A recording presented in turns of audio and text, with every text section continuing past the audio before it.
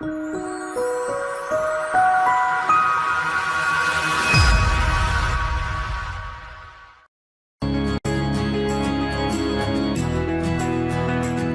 to Hospitality Property School. You are listening to Hospitality Property School with your host, Jerry McPherson.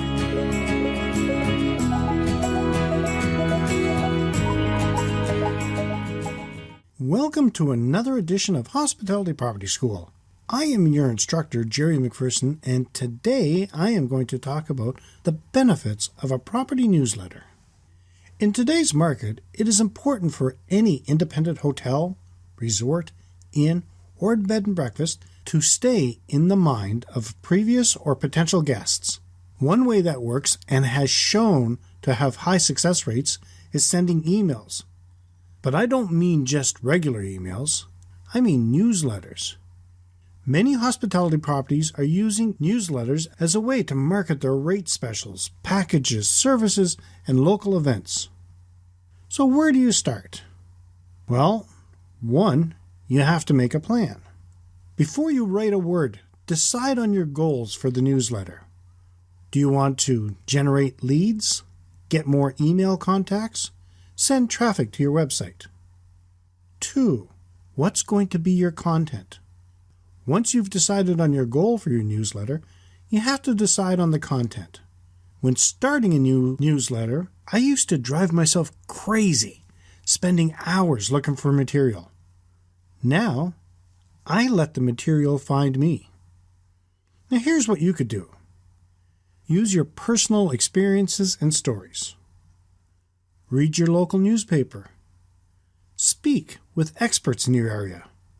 Use Google Alerts and TalkWalker. These are 2 sites you can find online where you can submit keywords of things that might be of interest to your customers. You'll receive relative information in the form of website links, blog posts, and news directly to your inbox. Read your social media sites. 3, designing your newsletter. Know what your newsletter is going to look like before you start writing.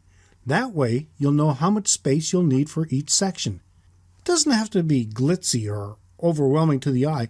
Actually, some of the best newsletters I have read have minimal text and color formatting. 4, find a template you like. Fill in the template with pictures and text. This will be the heart of your newsletter, so spend time making it perfect. In everyone's busy schedule, short copy is more appreciated than long copy. And with your short copy, provide your readers with a reason to click to your website or to a special offer. 5, personalize your newsletters. I like receiving newsletters where I feel I have a personal connection with the sender. When you're writing your newsletter, pretend you're writing to a close friend.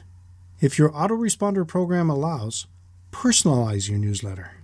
6, take time to choose your sender name and subject line.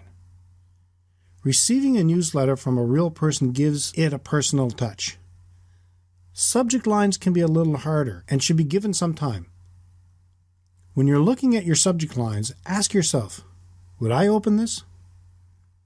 7, the last checks.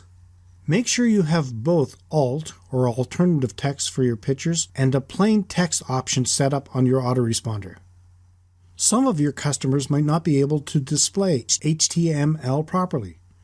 Make sure your emails and newsletters look fine in plain text, that links are easy to click, and that your messages are clear even without photos. 8, make sure you're legal. You don't want to be labeled as a spammer. So along with your great content, make sure you have your address and an easy way to unsubscribe from the mailing list. 9, test in different browsers and devices. Not all search engines read code the same way. Your email or newsletter, while looking great on one browser, might look terrible on another. Check to see how they look and make the tweaks as necessary. And 10, send it off. The moment you've been waiting for. Click send, and then wait for the results. So in conclusion, Newsletters are an inexpensive method to maintain contact with current and potential guests, and by following a few simple guidelines, you can easily improve your bottom line. Now, we dive further into developing newsletters, and you can access this information by following the Guide to Operating an Independent Hotel or Bed and Breakfast Training Tutorials link through the show notes at KeystoneHospitalityDevelopment.com/KHDC 035.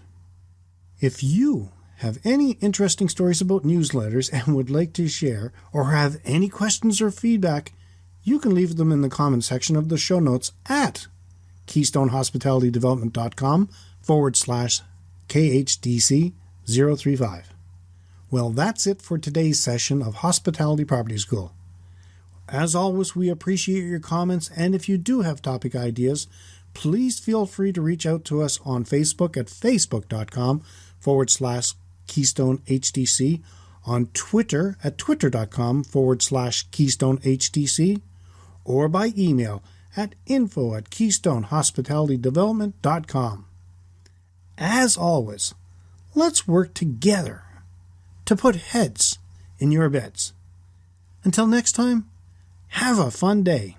This session of Hospitality Property School has come to a close. Be sure to subscribe so as not to miss any hospitality property tactics and strategies that will help you find the success you have always dreamed of. And don't forget to rate and review so we can continue to bring you the best content possible. We will see you next time, right here in Hospitality Property School.